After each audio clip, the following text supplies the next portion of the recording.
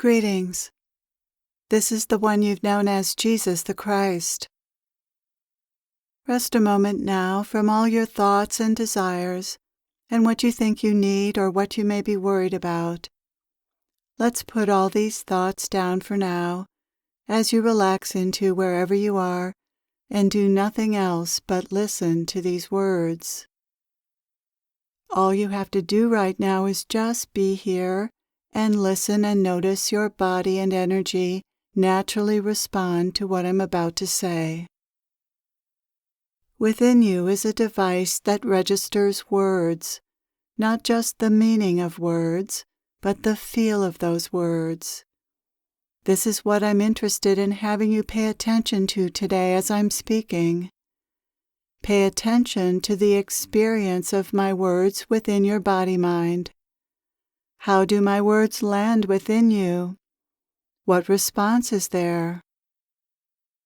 Words are powerful. They have an effect on you and your body and on your internal state. Often people aren't aware of this effect, but you can become more aware of this, more sensitive to this, if you pay very close attention. Take a moment now and notice how your body and the more subtle energy of your body feel right now. Just notice. There's no need to evaluate this with your mind or for this to be any way other than the way it is. Just notice the experience of your body and energy in this moment.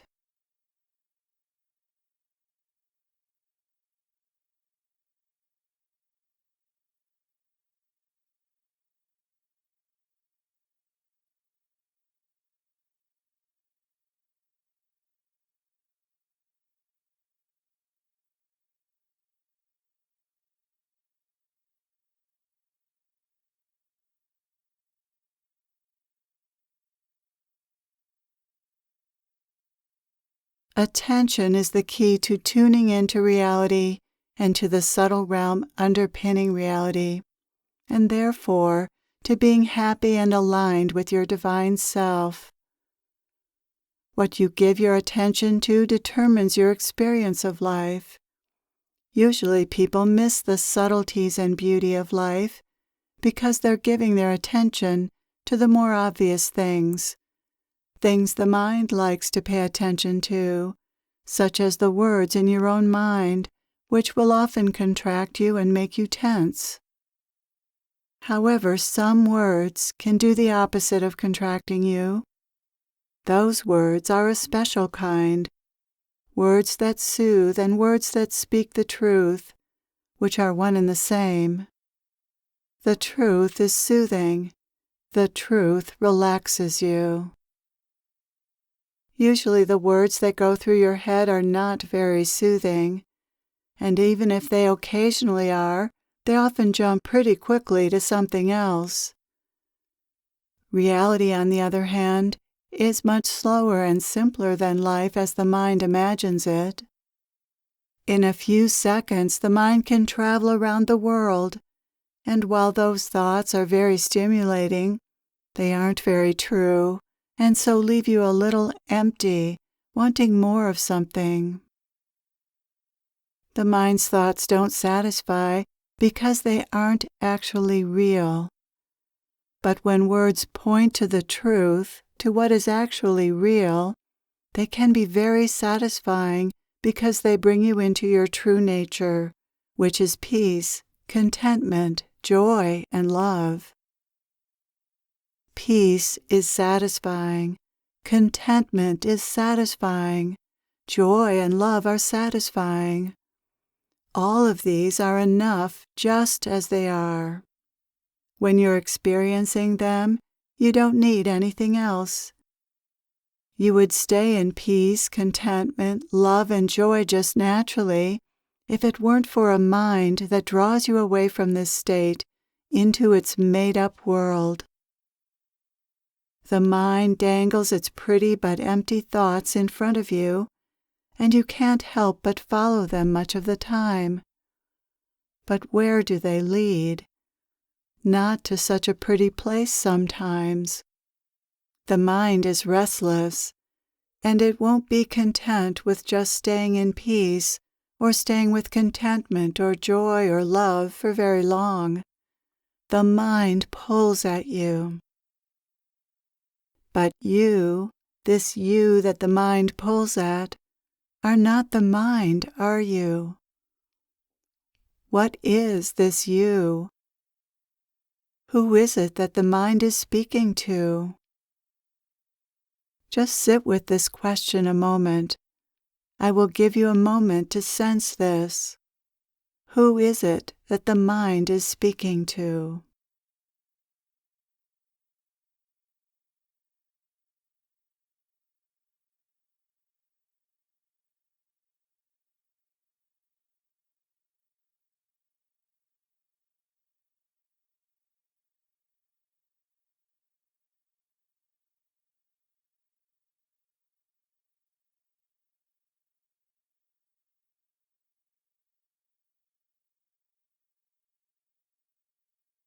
You must not be the mind if the mind is speaking to you. You are what the mind is speaking to. You are what is listening to the mind, what is experiencing the mind. You experience your mind, you experience life, and you experience the impact of your mind and everything else that you experience in your body. You are what experiences everything. Now turn your attention for a moment to this body that is the vehicle through which you are able to experience life. What is your body experiencing now? What is it experiencing through your senses and also on subtle energetic levels?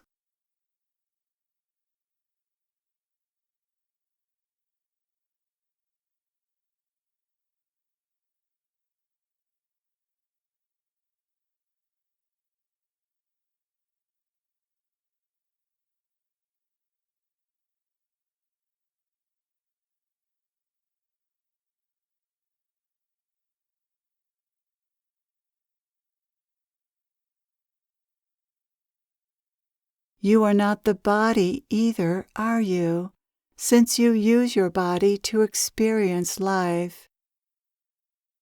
Again, who is this you that is experiencing through this body?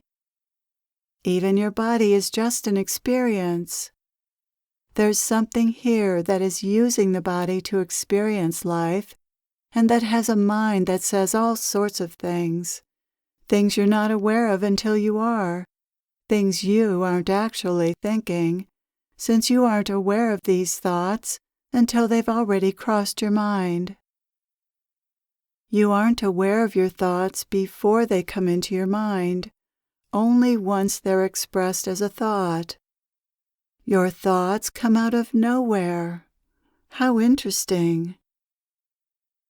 Since they're news to this you, we can't really say they are your thoughts.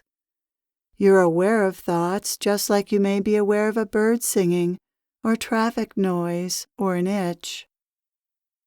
All of these things are being experienced by you, but you are beyond them. You are the observer, the witness, the experiencer, the space in which they're arising. Let's take a moment now to just experience this space in which everything is arising, and notice what sounds, sensations, thoughts, intuitions, feelings, and whatever else is arising in it.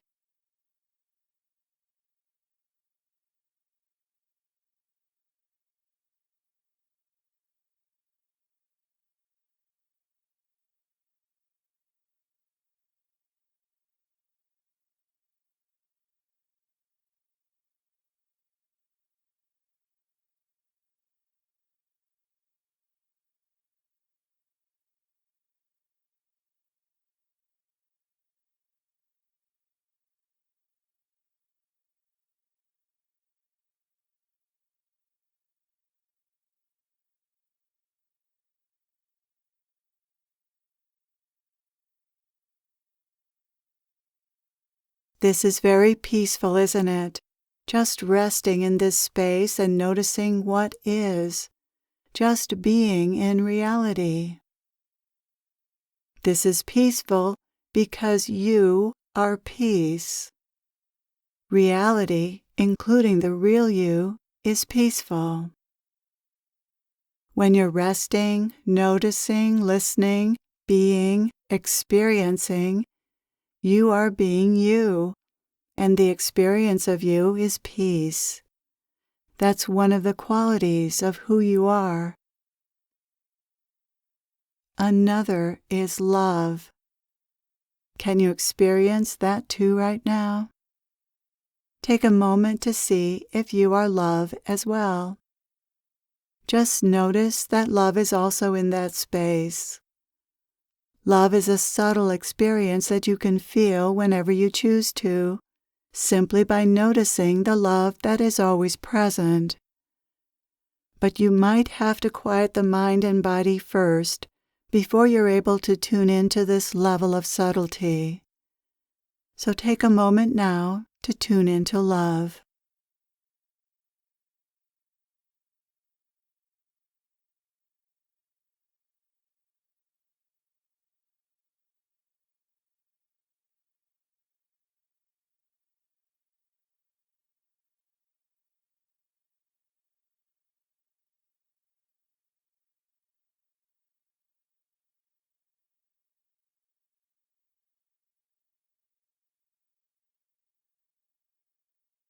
There is one other quality that is the essence of who you are that I'd like you to explore, and that's joy.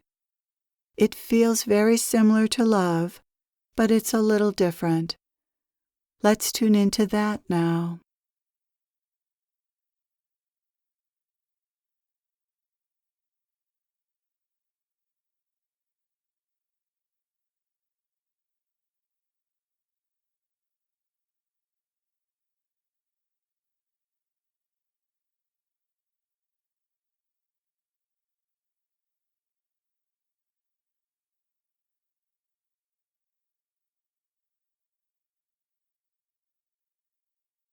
Tuning in to the subtle world will nourish you and reset your experience of life.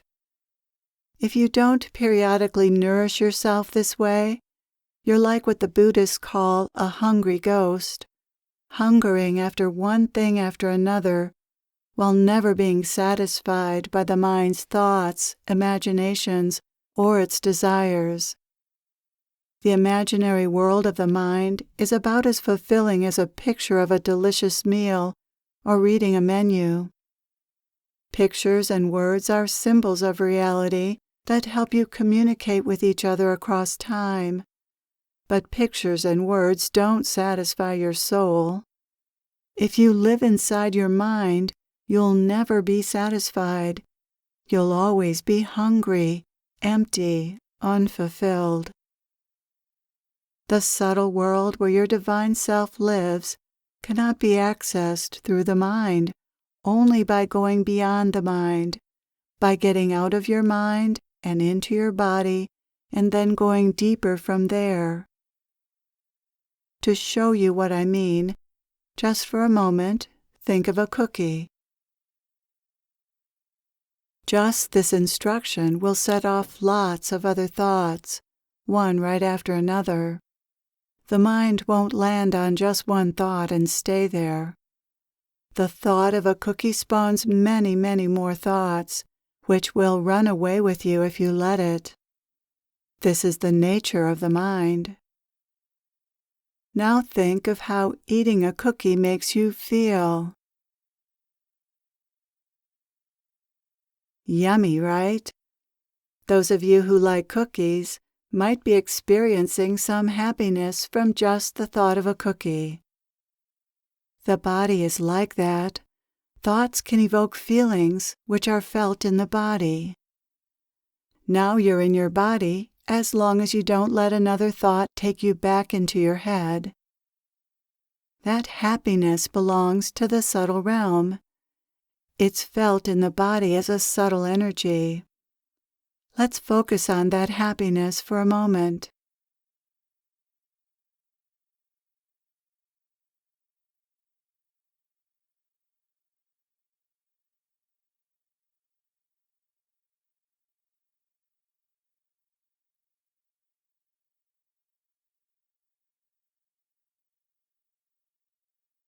We use the imagination of a cookie to bring you into your body and into a state of happiness. But any number of imaginations might work just as well.